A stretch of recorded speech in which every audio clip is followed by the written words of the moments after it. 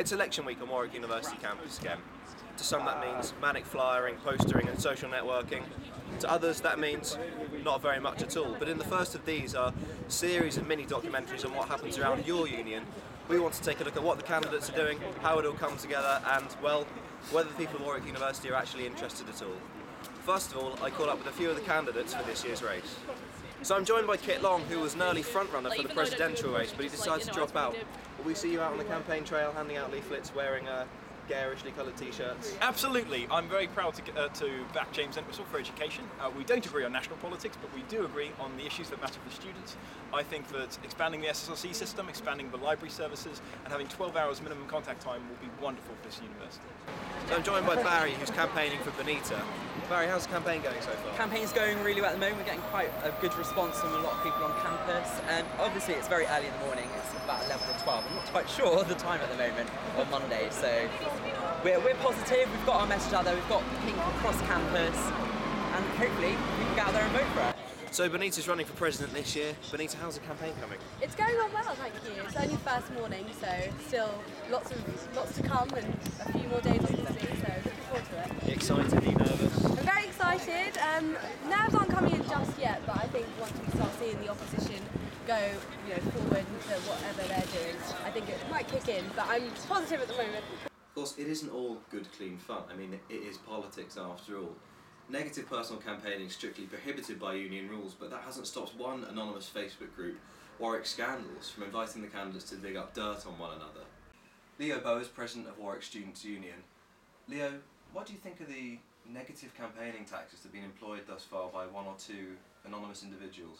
The Warwick Scandals, I suppose, intended on trying to pick up the dirtier side of the campaigns and also the sort of more dubious aspects of candidates themselves. And so I'm pleased to see that no one really interacted with it as much as perhaps the individual behind it would have liked.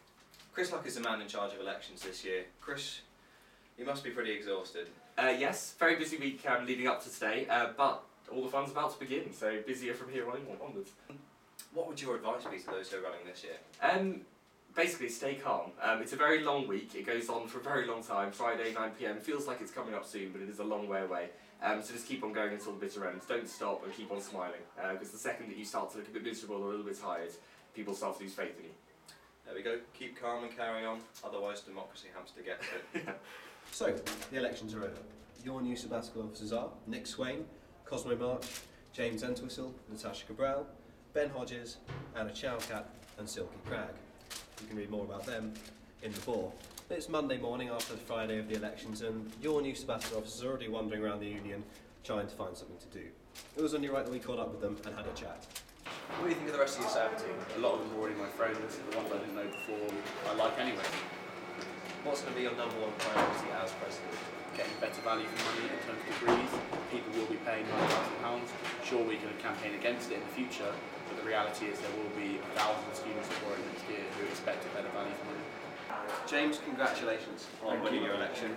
You made a fair few promises. How, for example, are you going to force the university to bring in 12-hour contact time? Well, you like one or two of my opponents clearly misread the manifesto. I at no point promised that I would turn up in September and we'd have 12-hour contact. Those are the issues students are going to be talking about, and those are the issues we need to tackle. So, all round it was a good election. 3 new female SIBEs on top of last year's one and 1,000 new votes on top of that. But it wasn't without controversy. 3 of this year's SIBEs have been heavily involved in the Warwick Snow Society in the past. And, well, some people weren't very comfortable with that. We went around the union and asked a few people what they thought. Are you pleased to have come second place in the Warwick Snow election? I think it is fair to call it the Warwick Snow election, actually. I think they stole the election, and I think no one from Warwick Snow should be allowed to run ever again. And I think this result should be discredited and the presidency given to me, or Benita on the timeshare. Was this the Warwick Snow election? I wouldn't call it a Warwick Snow election necessarily, but I think it is at least interesting to note that if you divide the candidates up by their backgrounds, how well Warwick Snow did in itself. Leo, are you pleased with the elected SIBE team? Yeah, no, I am. I think that the diversity represented in the new SIBE team is going to be really great. They're going to be really dynamic, I've no doubt.